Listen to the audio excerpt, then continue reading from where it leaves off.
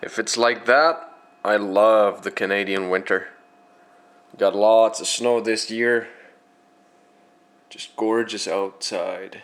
It's cold too. But it gives me the perfect opportunity to work on my videos. And what I wanted to do is, I actually wanted to make a perfect tutorial, but well, that will take some time. So I just want to show you guys that I'm not a pianist and that I have to work really hard on my performances. So I want to show you guys what I am doing lately to train, to work on my hands, and what I do to, well, become any better. It sure takes a lot of time, and I haven't had much time during this year. Actually, my work kept me occupied way too much, and I'm sorry. But yeah, that won't happen this or next year, coming year. I'll definitely put more weight on my private life, so I'll let you guys be part of that, and we'll start with today. So let's have a look. Okay, first things first, I'm back to almost level 0, it feels like anyway, because I haven't played during harvest, during the very busy time at my work. I haven't played at all, so I feel really crappy. I hope I can get around that pretty soon here. I really want to keep playing piano more consistently.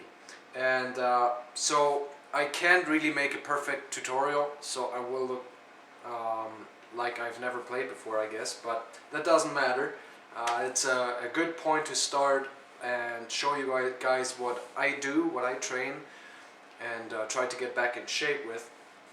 And the first thing I do is I try to teach my hands separate and together. So I try to use the system of cross training, I guess they call it. And what that is that one side of your body, the muscles do a work job, and it actually subliminally trains the left hand side as well. So if you do a repetitive training such as, let's say we play the C major chord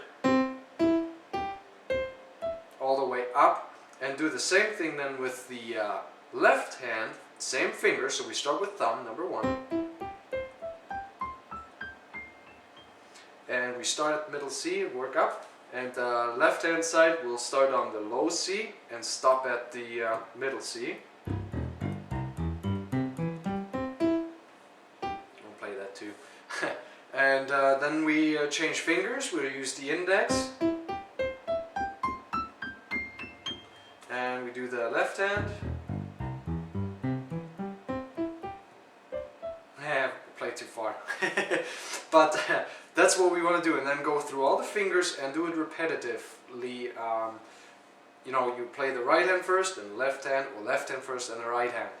And you'll see that it'll actually train both hands in a very even and the same manner.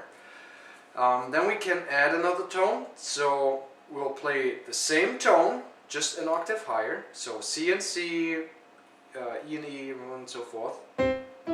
And what we want to do is we want to play this whole thing the way we would try to play a piece. So hand relaxed, finger relaxed, arm relaxed, elbow close to the body, all this kind of nice stuff to play comfortably, okay? Whoops.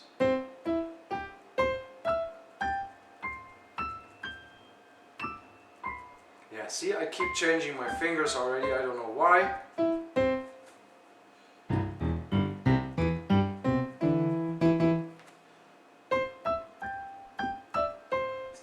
For some reason that reach is awkward. But yeah, this is what I have come back to. I used to play that not bad. So yeah, I'm training with you guys. Then what we can play is every third key we play hard out of a 5-key arrangement, and it doesn't matter where you are, here or there or whatever. As long as you have the keys together. You could even go into a minor scale and do it. It's just harder, but I usually just do it on C, half of the C scale. So what I do is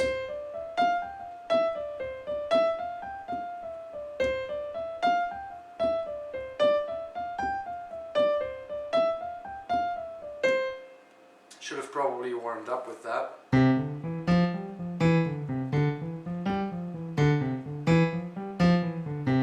I did this earlier today and I thought I was pretty good at it, but apparently not. But this is great where every second key. And what you don't want to do is what I do.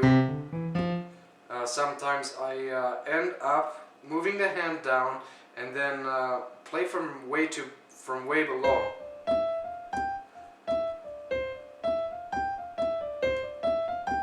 That's why I said try to relax your hand, and then it should go easier. Also try to push into the key, so as you play, go like this. Okay, sometimes that helps. And yeah, don't play with your fingernail.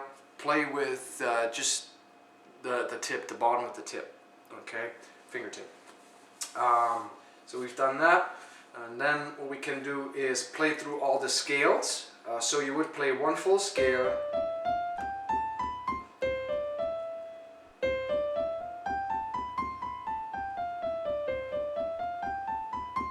Play the first one wrong, because I'm stupid. Yeah, so you would do that, and you do the left hand.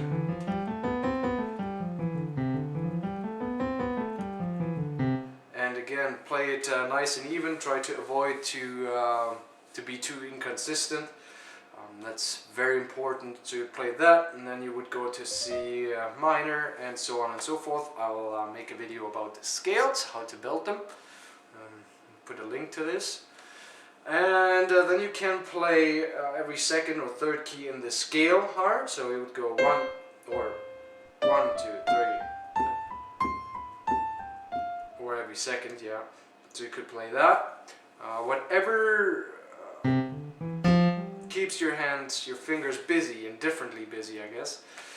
And then the hardest part that I'm trying to get into, that I just started learning today, is the tossic exercise. That seems to be very, very good.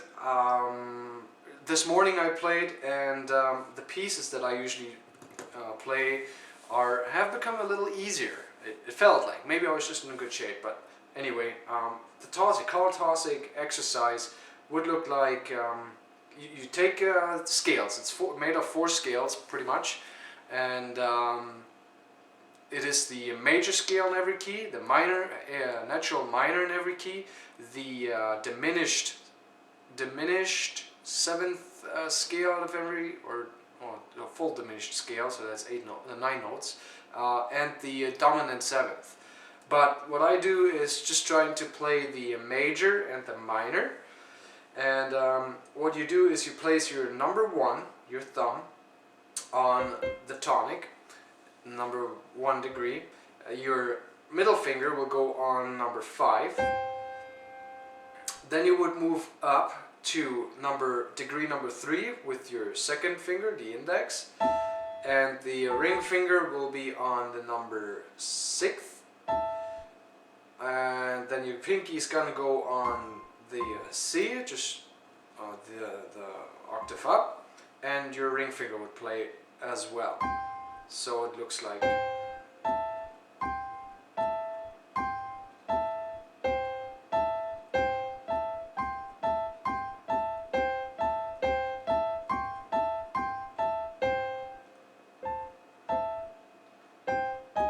Yeah, and then you move up. So you play it 3 times, so 1.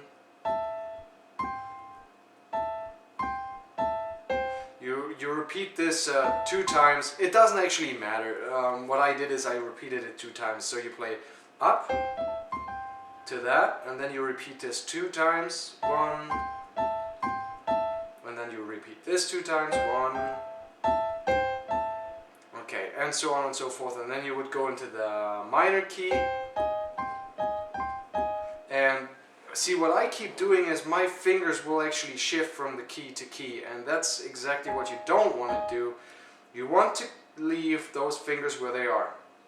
In the major key it's easy, in the minor key it's difficult because you're up on the black keys and it's easy to slide off, but you don't want to do that.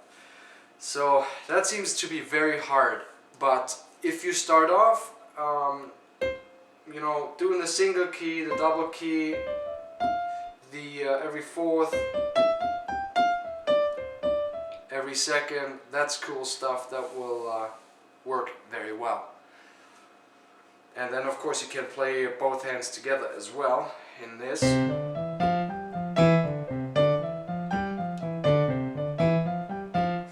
Or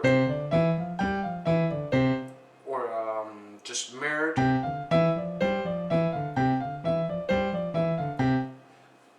Anything like that, you can combine that whichever way you like. Even when you play the single finger, you can try playing it at the same time. It's just not,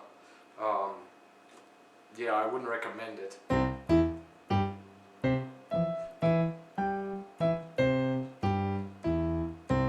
You can kind of try to put a little rod or a connection between your hands and try to move them at the same rate.